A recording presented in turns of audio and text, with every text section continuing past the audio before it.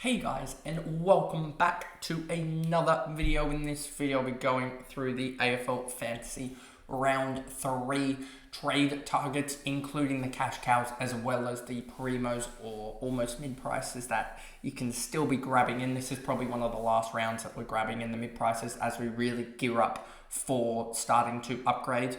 A lot of us this week are getting two mid-prices to probably a upper end primo, and then also maybe a top end rookie that's still popping off that you can just jump onto. So anyway, let's jump into this video here.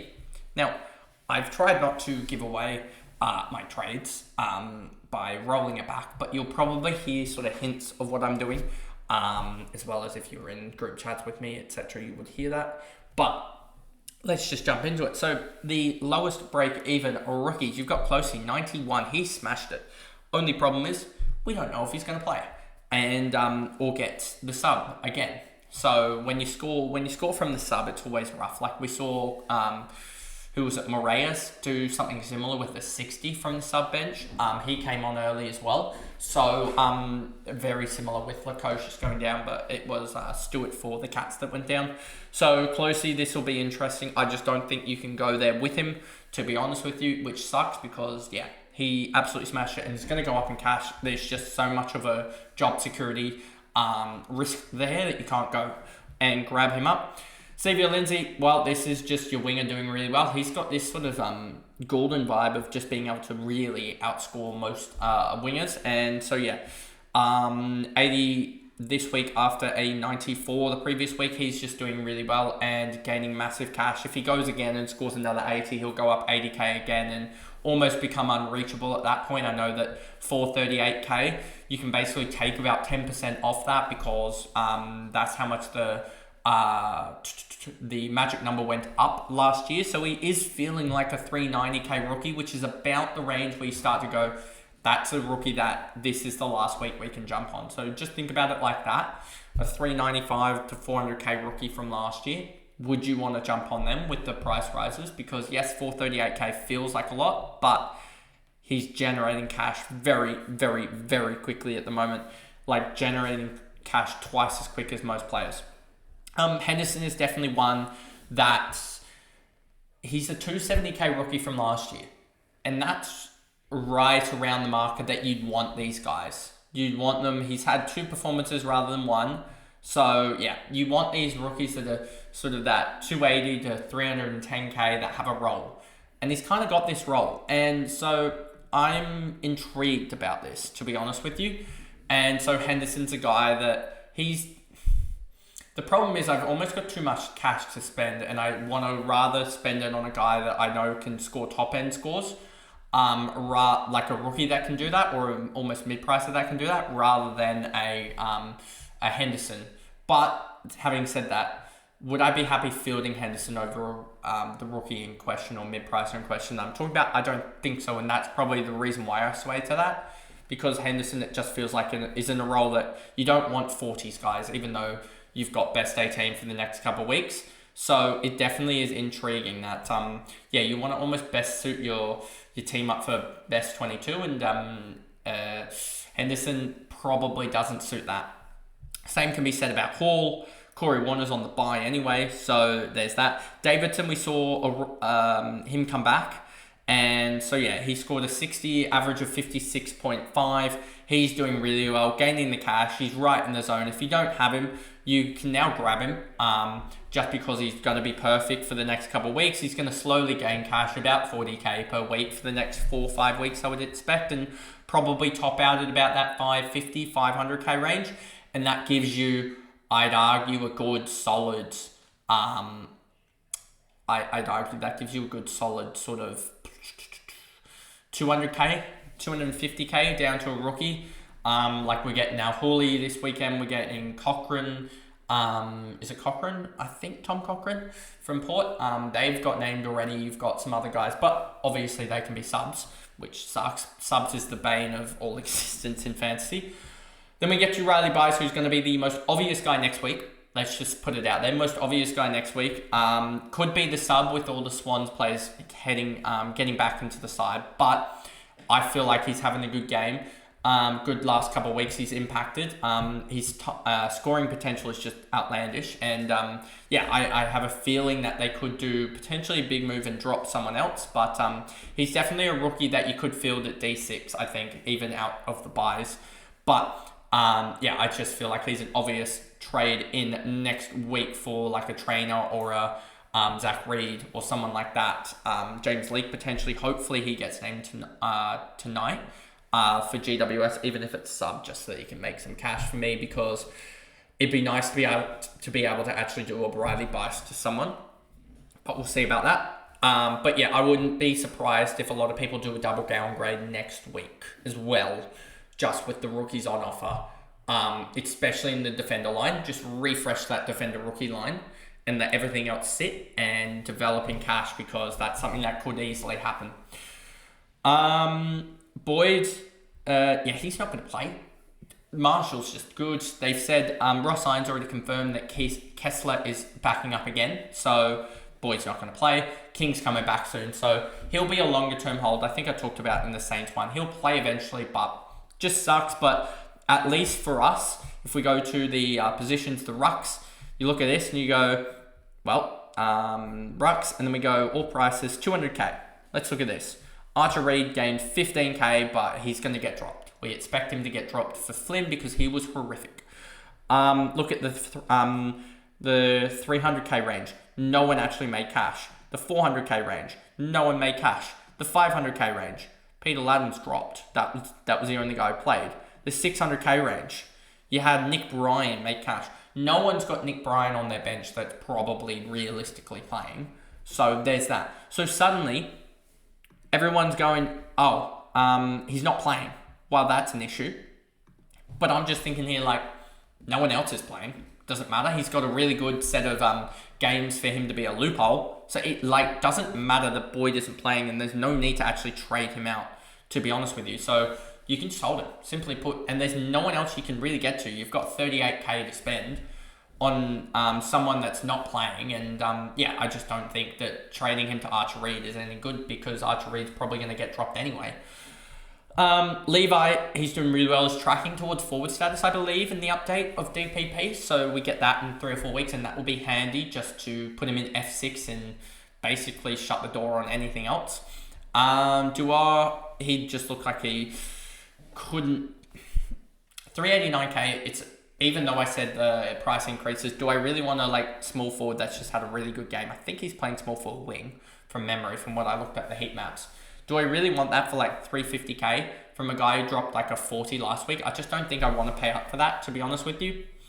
Zach Reed, probably going to get... He's not going to get dropped, but he's just not making too much cash. I mean, this is the week where he'll start to make cash. He went up. What did he go up last week? He went up. Where is Zach Reed? He went up 44k from last week for about 51, and he'll do something similar this week, you'd expect, and be 360k and potentially be in an area to be moved on by next week as well. So just wait and watch that space with the rookies that we've got coming in. Reed, don't think so. Moraes is playing, but I don't know if he'll be best 22 lineups. Let's go. The good thing about this is we get some lineups now that I've had to wait another day to do this. So you've got Moraes odds on to be sub, and I think Al Hawley could be sub as well. So that could be really annoying for the back line if Al Hawley is sub. Those are the teams that we've got. Tom Cochrane is, he could be, one of these two will be named as sub, Cochrane or Moraes, and probably not going to buy into the other one anyway. O'Sullivan, it is going to drench it down in Brisbane. It looks like Brisbane weather. We showed you this last night, or at least I showed you this last night. If we look at Saturday, that's just almost getting worse and worse. I mean, I think that was the same projection, I should say, than last night, so it hasn't changed. But the closer we get to it, that not changing is not a good sign. So Connor O'Sullivan, as well as Colin Jasny coming back in a couple of weeks' time, I just don't think you can have a defender that the job security could potentially just go out the window that quickly. And he also had a really good last quarter, so I'm worried that he's just going to put up 50s and 60s, and at 365k, I'd rather a running back that could somehow have a 20 possession, 7-8 mark game that just suddenly bang and he gets that 90, 100 score and just shoots up in cash rather than a key defender who could score a 40. Tom Edwards could be sub. Connor Stone, I think he does play. I don't think there's anyone that can really replace him. But then again, it is just a little bit worrying, I would say. Him just being there and needing to almost be on field if Bailey Smith misses. But yeah, I hope he plays, simply put. And so yeah, 281k, let's just hope he does. Camporelli, he's making cash, but that was annoying that he got subbed out, but he's still making cash. He's a winger. He'll go up and down. He'll have a really good game, then he'll have a really poor game, and just hope he gets some game time more so. Just because we need the cash generation, we need no red dots at the moment. Caleb Daniel doing what he wants, and then Mitch Nevitt as well. I think he's really, really, really obvious buy still at this point, even though he's 544k, he'd be 490k in the old system, and he's still just generating cash, and he had 75 through the first 3, I'm pretty sure, if I remember correctly, or 73 or something. He was on fire through the first 3 quarters on the weekend, and so as you see here, another 64 gets him up 50k more.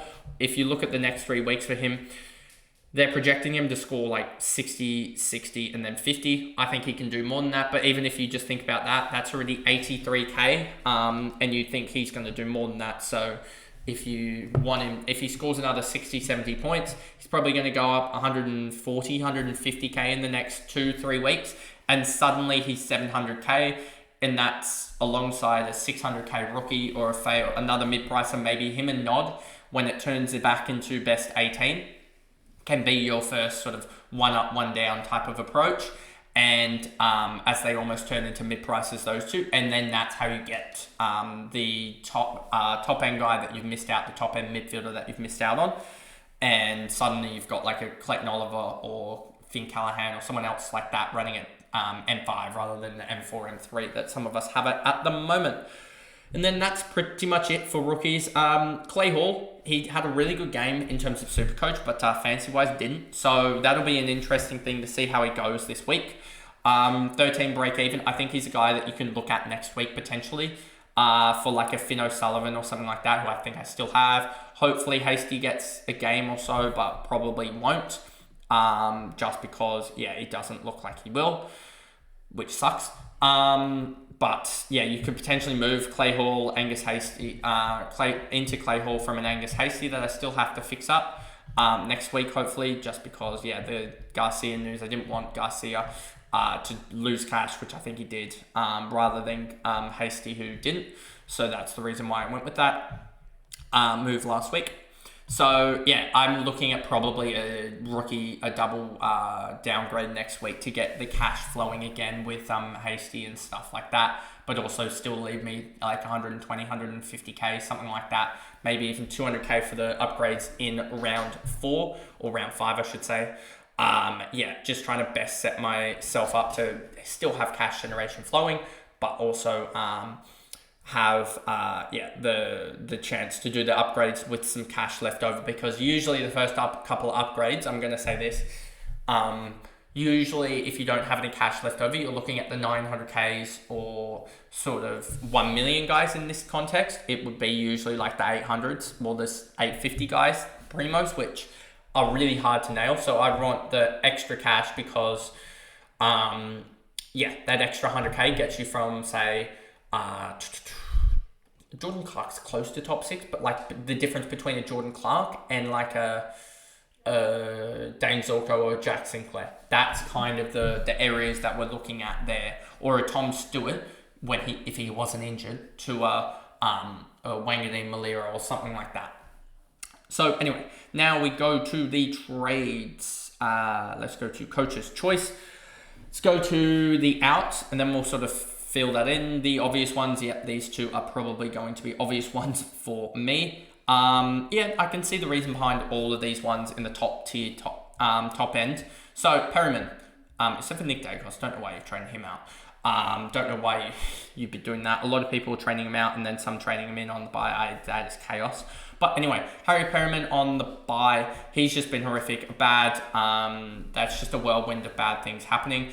And so, yeah, he needs to go. will be I'll just say it now, these two are going to be the trades out, by the way, for me. You'll see that in a couple of hours as well. So those two will be the trade outs. Already traded out Garcia, never had Hollands. Jason Horne-Francis is going to be top tier, and I wouldn't be surprised if he actually beats his break even of 116 this week against Essendon. My bet is that he probably goes and has 25-4 against Essendon, which 25-4, if you think about that, he's gonna run it close. If you like, that's 65 points probably, and 90 points already before non-disposal points. So yeah, I think he runs it very, very close to beating his break even against Essendon this week. So that'll be good. I think he's been chucked around a little bit, and it sucks for people because Rankin was the obvious change, and that could have helped around a little with other things. But yeah, that kind of sucks. Because you never go to the top tier guys, it seems like, in the lines. And then Will Day, yeah, you just need to trade him out because he's got probably 60. He's got an effective for his position. Let's put it this way: his effective positional score in the next couple of weeks is about 120 points. Which when you can get a guy priced at his point, even just like say, let's just go down to Neville, who we project is going to score 80. That's a positional score, positional across the next 2 weeks of 160 compared to Day's like 120, which is plus 40 points, plus you're saving 300k. So, and also in that time, if we say that Will Day's got a break even of 83, he's projected 75 in this, but if he does do a 60, and then he's going to go down 15k, whereas Never in that same time is going to jump up, you would expect about 100k. So that is 115k swing. It is let's call it 115k swing. It's about 40 points, and also it's maneuvering the 300k from a Perryman, which is also a bad option, let's just put it that way, to someone else. So that kind of gives away my trades a little bit. Simple. I didn't say the exact players, but you can see the up-down nature of it. Garcia, I got out of him last week, and I'm glad because he went down 5k, which is not much, but it just opened up a lot of avenues this week because I would have had Hasty gone, and I would have probably had to keep one of Day or Perryman, which sucks if it had to have happened, but I also would have, and it probably would have been Day that I kept, but it also wouldn't have allowed, I don't think, too much of a I wouldn't have been able to do much with Perryman because he's 717k. I would have had about 200. I would have had about 200k spare from Perryman, as there's not many. Even just I would have had to go to like, I just wouldn't have had much movement. Just thinking about it logically in my head, because Hugo Garcia probably would have gone to about a 300k guy, which that's 120k, 130k. So 130k on Perryman plus 20k, so that's 150k. So I would have had 860k. If I look at the defenders, I can just show you defenders, 800k range. Is there anyone? Or I would have probably had to bet it on Farrell, to be honest with you, and I don't really like Farrell too much. But anyway, let's just do that anyway. Like, I could go Farrell this week, but I'm not going to, I don't think. So yeah, then we go to the ins. Closey, Lindsay, Nevitt. A lot of rookies this week. Fraser coming in for a lot of people. Don't know about this, to be honest with you. He's definitely more of a Supercoach play than a fancy play because he scored 100 and something in Supercoach. But first quarter 13, second quarter 20, third quarter 17, fourth quarter 25. He had 10 touches and a goal in the last quarter. Not doing much non-disposal work. What did he do in the first week? So he's averaged 5 and 9. Carlton, Freo. This will be interesting. DFS. Let's go to DFS because we can start to build a picture. Does this have it logged in? Let me see if I can just log in for you guys to give you the stats here, because I do want to access something that has stats.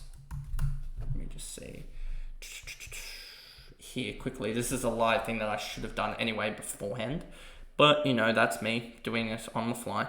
That's the right password there. There we go. And then I can get back to you guys here. So a little bit all over the place, but anyway, we want this one here. I think it is. Is it this one here? I always forget the names, but anyway, yeah, there's this one here. So you get last 5 as an inside mid. Let's look at all the good matchups. West Coast, Melbourne, Gold Coast.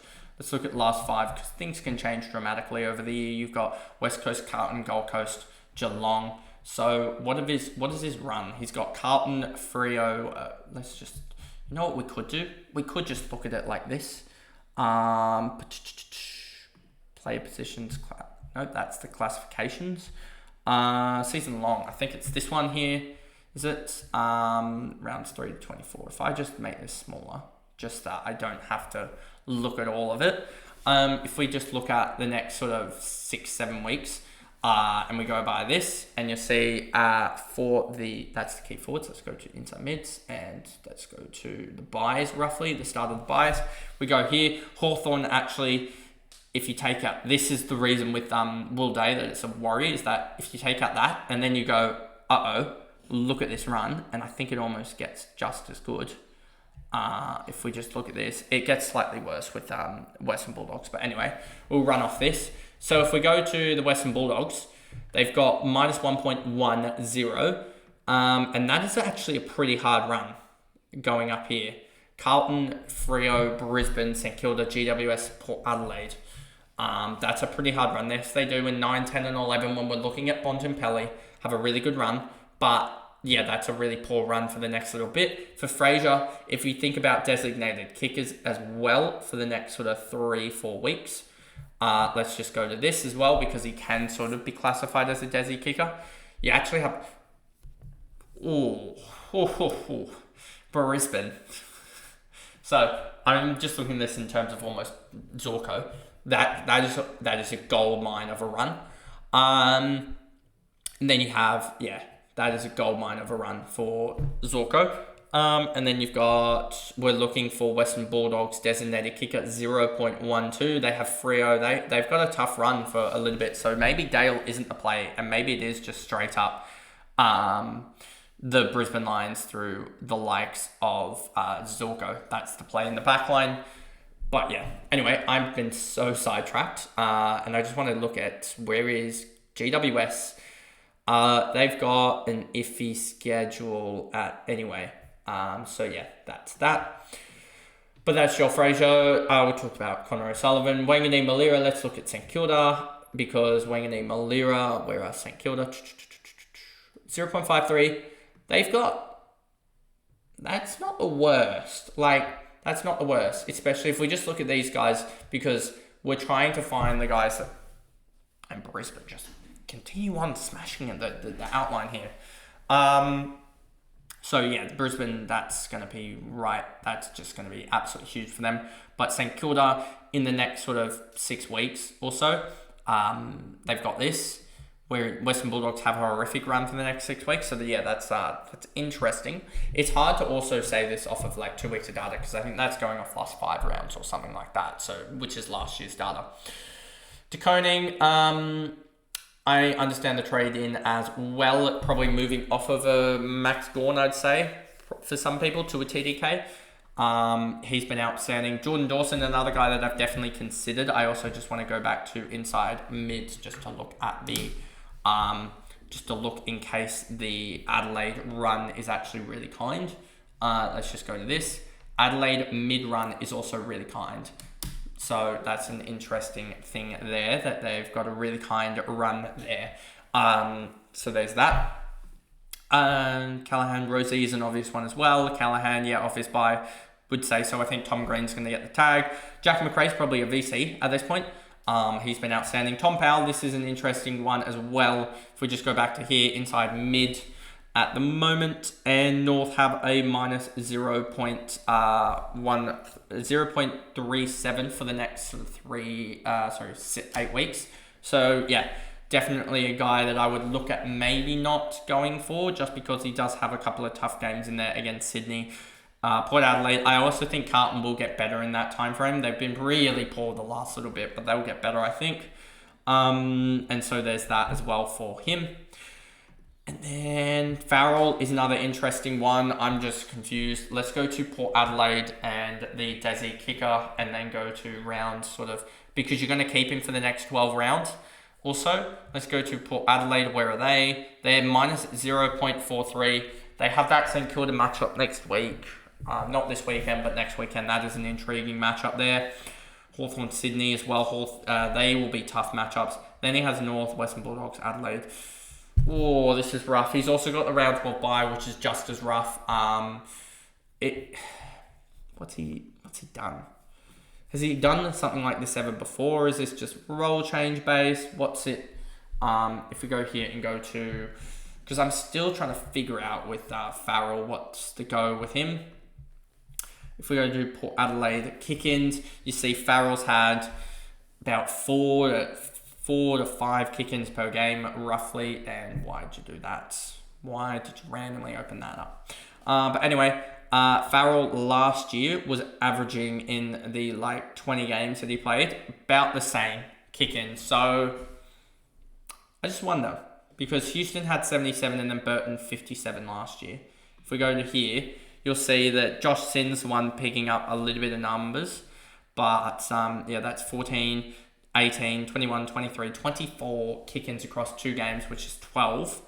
And you see in this one that across, that would be roughly about 26 games. They had 80, 85 plus 80 plus 59 plus 26 plus 11 plus 2 plus 2 plus 1 plus 1. They had 267 across 25 games, which is roughly it's a kick or 2 below. So this will definitely be intriguing to see how this plays out with Port Adelaide. I don't know how Farrell's going to go per se. He's a really tough one to guess, because we had the same thing almost in a way with who was it, Clark last year. 88. Let's just see when he was getting major kick-ins last year, because he has an injury game as well in there. What was he averaging in the better part of last year? There's not much to suggest that he's going to do too much. And also you had just the fact that if you actually look at the stats for the Port Adelaide game, they're the game that had the 480 touches. So if you take out 20% or so, because usually teams average about that 380 marker for disposals. If you take out 20% of his score, that's that's the wrong number. It's a 91. So if he's going 90s, priced at what's he priced at now? 830, 840k. So if he's going 90s, priced at 839k, which is roughly about 82, is that much value there with Kane Farrell? I don't know, and that's the reason why I'm a little bit skeptical of him, to be honest, at the moment. Salem, I can understand this with May out, but I'm pretty sure May's coming back soon. Zorko, yep, we talked about the numbers for the Brisbane Lions. It's ridiculous. So, the only thing concerning is that weather. But I'm pretty sure in wet weather games he's done it before. So, I just have to find the stats for him in wet weather games, to be honest with you. And I think Geelong was wet weather last year for them. And then that's pretty much it for the noticeable guys. I wouldn't be trading in now. Hooley, just by the way, just because he's named, because the fact is that he could be sub. And then if you're playing him D6, there's almost no point there. But anyway, that is the video. A long one, obviously the fancy ones usually go the longest, but that's the video. If you guys did enjoy it, remember to like and subscribe, turn the notification bell on so you know when I upload. If you are listening on Spotify, give me a follow and a rating over there, and I guess I will see you guys in the next video. Bye guys.